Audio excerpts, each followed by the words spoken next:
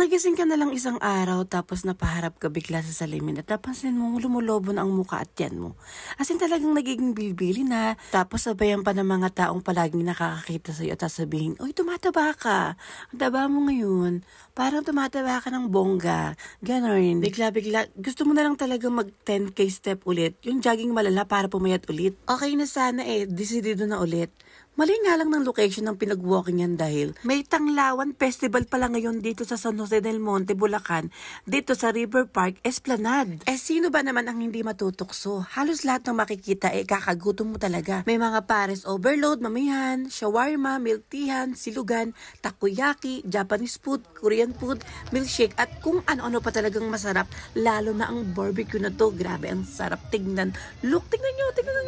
Nakakagutom, di ba? Pag tinignan mo guys, sino ang hindi kakain? Malas nga lang dahil last order na pala yung nabidyohan namin. Nauwi tuloy kami sa kalderetang baka at big siomay. Ang punta kasi namin ay late na, mga nasa 9 PM. So paubos na pala lahat. Ang cravings kong shawarma rice ay maagang naubos.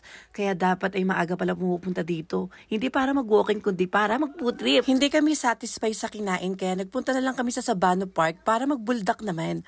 O dito palang cancel na agad ang walking at jogging. Sabi nga ni Consiri Cagianang Cruz ng Minuyan, North Sagarig, Bulacan, ang buhay ay hiram lang. Enjoyin mo na. Kumain palagi na masasarap. Charing! Akala mo maganda. Kaganti din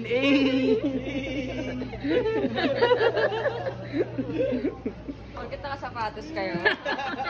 Lagi nyo akong hino-hold up na mukha akong tanga. Nagsabi naman kayo magja-jogging Gusto nyo yung yung patulog na ako. Ganong atake. Ayan. Guys, andito kami sa sa cooking session. Kumbaga, session, hindi session section. Ay, dito lang natin. Kasi tatry daw namin tong buldak.